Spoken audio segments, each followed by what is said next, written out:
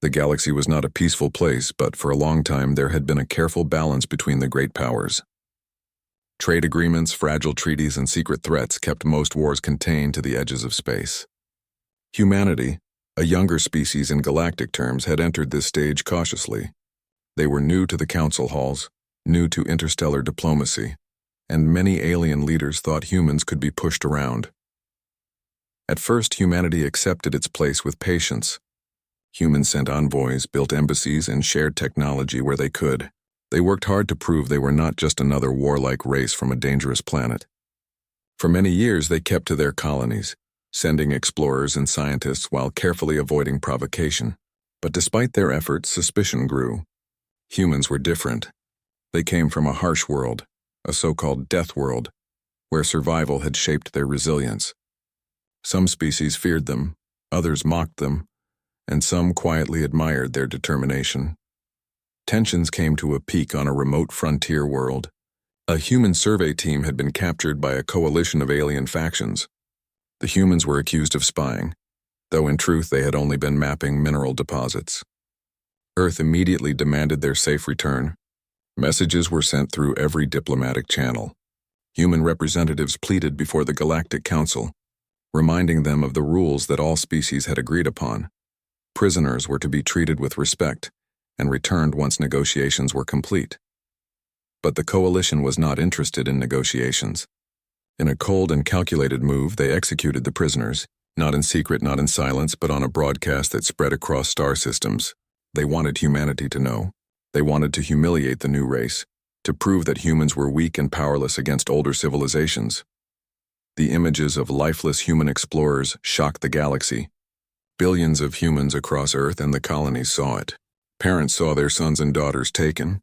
Children saw their mothers and fathers cut down. Grief quickly turned to anger.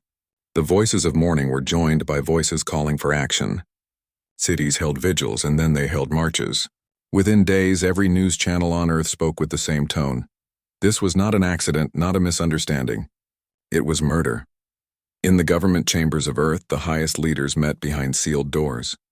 Generals, admirals, scientists, and politicians argued late into the night. The question was not whether humanity had the strength to fight, because they knew the risk of war was enormous, but whether they could live with themselves if they stayed silent. To do nothing would mean admitting that human lives were cheap, that humans could be killed without consequence.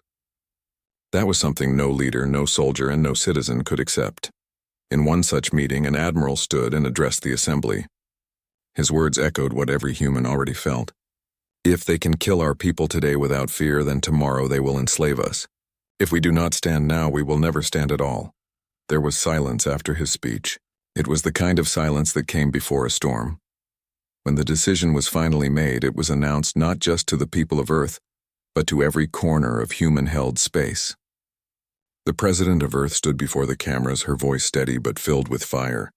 Her words were carried across subspace relays, reaching colonies, fleets, and even alien listeners. Yesterday, this was not war, but today it is. Our people were murdered in cold blood, and we cannot allow such crimes to pass unanswered. To the coalition that thinks we will kneel, hear this. Humanity will not rest, humanity will not surrender, and humanity will not stop until justice is ours. The message thundered through human space. Soldiers and civilians alike felt their hearts ignite. For the first time in generations, humanity was completely united. There were no more divisions between colonies and Earth, no arguments about resources or politics. There was only one goal: survival with honor. In alien council halls, panic spread. The coalition had expected anger, yes, but not war. They believed humans would retreat, beg for mercy, or at most issue threats that could be ignored. Instead, they saw a new reality forming. A reality where humanity was preparing to fight with everything they had. Some alien leaders tried to calm the situation, warning that the coalition had gone too far. Others laughed, convinced that humans were too weak to stand against them. But a few remembered the history of Earth that humans had once shared, wars that had shaken continents, sacrifices that had built civilizations, victories against impossible odds. And those few whispered a quiet warning to their peers: do not underestimate them. Meanwhile, in the heart of human space, the first signs of mobilization began. Fleets received sealed orders. Dockyards lit up as construction crews worked day and night. Scientists who had once studied peaceful exploration shifted to designing weapons and defenses. Ordinary citizens volunteered for service in numbers so large that recruitment centers overflowed. Everywhere, the same thought was shared. The deaths of the prisoners would not be forgotten. Humanity's answer would be written not in words, but in action. And so the galaxy watched as a storm gathered. The first part of the story closes with a scene on Earth itself. The families of the fallen prisoners stand together at a memorial, beneath a great monument carved in their honor. Thousands gather around them holding candles, holding flags, holding each other. Above, in orbit, the first human war fleet slowly begins to form. Ships once used for defense now prepare for something greater. The president speaks one last time at the memorial. They thought we would break. They thought we would bow. But today, before the stars themselves, we rise. And we rise not just for those we lost, but for every generation yet to come. The crowd roars. Humanity, once cautious and careful, has crossed a line. The galaxy will never be the same again. The declaration of war spread like fire through human space. Every colony, every outpost, and every fleet received the message at the same time. Humanity would no longer stay silent. What began as grief turned into purpose. For the first time in centuries, billions of humans spread across light years spoke with one voice. The mobilization began immediately. Shipyards that once built trade vessels now turned to war. Engineers stripped passenger liners and converted them into troop carriers. Mining stations, hidden in the asteroid belts, became the foundation for new weapons factories. Old ships once retired were pulled out of storage, their hulls reforged and their systems upgraded. The aliens had always believed humans were slow. They thought bureaucracy and division would keep them weak. But they did not understand the nature of humans when united. Humanity's strength was not just in its machines. It was in its ability to adapt, improvise, and overcome. On Earth, the great orbital docks glowed day and night. New warships rose from their skeleton frames, forged in steel and fire. Each one bore the names of fallen cities, colonies, or heroes from Earth's long history. The Resolute, the Defiant, the Avenger, their very names carried the spirit of vengeance and determination. Across the colonies, volunteers flooded recruitment centers. Men and women from every background, farmers and scientists, workers and artists, all stood in line to serve. Some joined the Navy, others became soldiers, pilots, or engineers. Even those who could not fight offered support, building, teaching, or supplying the war effort. Humanity had become a single machine, every part moving toward one goal. The first skirmishes came sooner than expected. Alien patrol fleets stationed on the frontier tried to block human expansion. They believed the humans would hesitate, that they would test the waters carefully before engaging. They were wrong.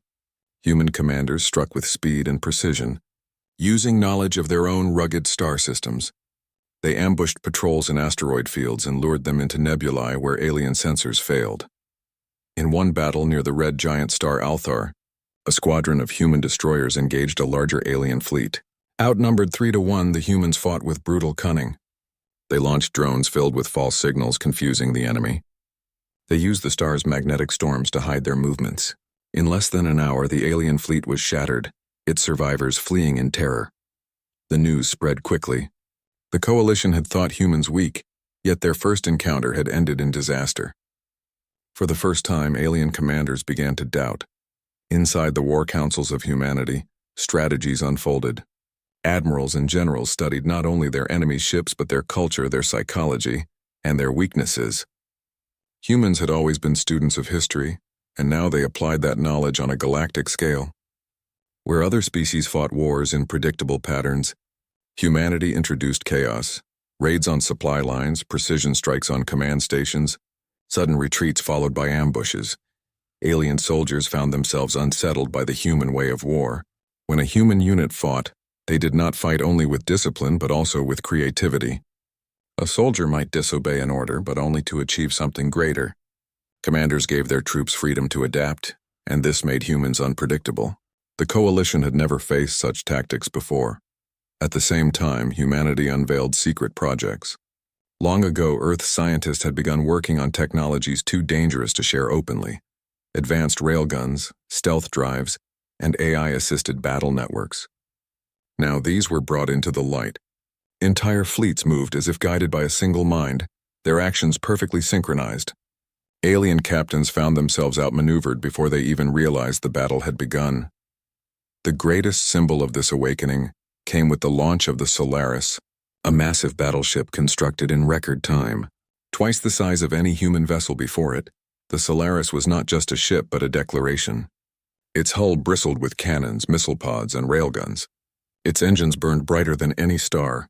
When it first emerged from Earth's dockyards, the galaxy watched in silence. Humanity was no longer defending itself. It was preparing to strike. On alien worlds, fear began to grow. Citizens whispered about the humans. Merchants worried about trade. Soldiers who once laughed at humans now wondered if they could survive the next battle. Some leaders tried to rally their people, insisting that the coalition still had the numbers and the strength. But those who had fought humans knew the truth. Numbers did not matter against such determination. Every battle that followed proved it again and again. At the Vega outpost, human marines stormed alien defenses, moving through trenches and bunkers with unstoppable momentum.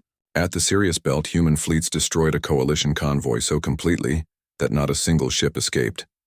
And yet, despite these victories, humanity did not grow arrogant. They knew the war was only beginning. The coalition still held vast resources, powerful fleets, and ancient experience. Humanity was strong, but the enemy was vast. Every admiral, every general understood that to win, they would need more than courage. They would need to push beyond their limits. Still, the spirit of humanity burned brighter than ever. In the streets of Earth's great cities, banners flew high. Children wrote letters to soldiers at the front. Colonists on distant moons built shrines to those who had already fallen. The deaths of the prisoners had been the spark, but now the fire of war consumed every human heart. The second part closes with a meeting in the human high command. Around a great table, leaders studied maps of the stars, lines of battle, and lists of victories. The president stood at the head of the table, her face lit by the holographic glow of the galaxy. She looked at her commanders and spoke firmly. "We have shown them our strength. We have shown them our unity, but this war is far from over. The coalition will gather its full might against us. When they do, we will not only meet them, we will break them. For our people, for our children, for those who came before, humanity will rise." The commanders answered with one voice, "Humanity will rise." Outside, fleets gathered. Engines roared. War drums of a new kind thundered across the void. Humanity's war machine was awake, and it would not stop until justice was done. Alien powers had never been so desperate. Their fleets, once thought unstoppable, had suffered loss after loss against the humans. Their commanders argued endlessly, blaming each other, but they all knew the truth. Humanity had proven stronger, faster, and more determined than anyone expected. The execution of the prisoners had been meant as a lesson of fear. Instead, it had become the spark for humanity's rise. Now the aliens gathered their greatest armada. From dozens of worlds, their ships were pulled together into one massive force, larger than anything humanity had ever faced. The plan was simple: overwhelm the humans with numbers, crush their fleets in one decisive battle, and end the war before it spread further. But while the coalition prepared, humanity was not idle. In the hidden shipyards of Mars, Luna, and the outer colonies, new warships were completed every day. Supply lines stretched across the stars, perfectly organized. Humanity was no longer a fractured species struggling for survival. It was a united civilization at war. In the great war room on Earth, holograms of the galaxy lit the chamber. Admirals and generals studied the enemy's movements. The alien fleet was enormous but predictable. They relied on brute force, pushing forward with sheer numbers. Humanity's leaders knew that if they met the coalition head-on, they might lose. But humans had never relied only on strength. They relied on strategy, on surprise, and on willpower. Admiral Reyes, commander of the Solaris, spoke to the gathered leaders. "They believe size is victory. They believe we will meet them where they want us to fight. They are wrong. We will choose the battlefield. We will cut them apart piece by piece until the only choice they have left is surrender." The plan was set. Humanity would not wait to be attacked. Humanity would strike first. The final campaign began at the edge of coalition space. Human fleets moved like shadows, destroying supply convoys and fuel depots. The coalition's vast army suddenly found itself starving for resources. Their ships, built for size, consumed enormous amounts of energy. Without steady supplies, their massive fleet became a burden rather than a weapon. Still, the aliens pressed forward. They wanted to break humanity before the galaxy saw them as weak. Their fleet finally gathered near the capital world of the Coalition, a planet that had stood for centuries as a symbol of alien power. The sky above it was dark with ships, layer upon layer of war machines. Humanity answered with their own armada. From warp gates and hidden routes, ships emerged. Battleships, carriers, destroyers, and cruisers, all moving in perfect formation. At the center was the Solaris, its engines blazing like a second sun. The sight of it shook the alien commanders. Rumors had spread about this ship, but now they saw it with their own eyes. A warship beyond anything they had imagined humans could build. The battle that followed was like none the galaxy had ever seen. The void lit with fire as thousands of ships clashed. Alien cruisers unleashed plasma storms while human railguns tore through their shields. Swarms of fighters filled the space between fleets, darting between explosions. The chaos was immense, but within it, human coordination shone. Human fleets did not move like rigid machines. They adapted. When one formation faltered, another filled the gap. When the enemy tried to encircle them, humans broke through with daring charges. Even when outnumbered, human commanders turned the enemy's strength against them. Asteroids were pulled into enemy formations with gravity weapons. Fuel depots were detonated at key moments, and decoy fleets lured enemy warships into deadly traps. The aliens fought fiercely, but fear grew in their ranks. For every human ship destroyed, 3 alien ships fell. The Coalition commanders began to realize the truth. They had underestimated not just human strength, but human spirit.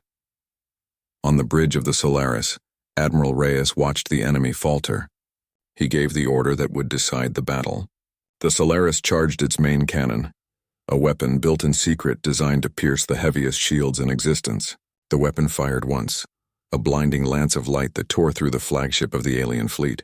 In a single strike, the enemy's command structure collapsed. Panic spread.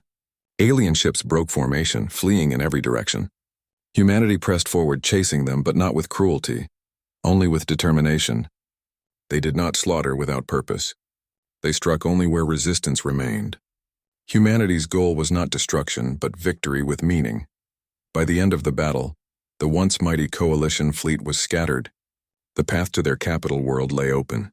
Human troops landed on its surface not to burn cities, but to secure trials for those who had ordered the executions. The leaders responsible were brought to justice before the eyes of the galaxy. At last, the war was over. The galaxy stood in silence. The Coalition once feared was broken. Species who had once mocked humanity now looked on with awe. Some even sought alliances, hoping to stand beside rather than against humans in the future. On Earth, celebrations filled the skies, families reunited, soldiers returned home, and the names of the fallen were honored in every city. Humanity had paid a heavy price, but they had earned a place among the stars that no one could deny. In her final speech after the war, the President of Earth stood once more before the galaxy. Her words were clear, carried across every star system. We did not choose this war. We did not seek it. But when our people were murdered, we could not stand aside. Humanity fights not for conquest, but for dignity, for justice, and for peace. Let all who hear this know. Never again shall human lives be taken without consequence. Never again shall we be silent. The galaxy listened, and the galaxy remembered. The story closes with a quiet moment. Admiral Reyes stands on the deck of the Solaris looking out at the stars. The war is over, but he knows new challenges will come. Humanity has risen, and with that rise comes responsibility. But for now, at least, there is peace. The camera pulls back, showing the Earth shining blue and bright in the distance. A reminder of where it all began, a small world that gave birth to a species no one could ignore. Humanity had faced injustice. Humanity had answered, and in the end, humanity had prevailed.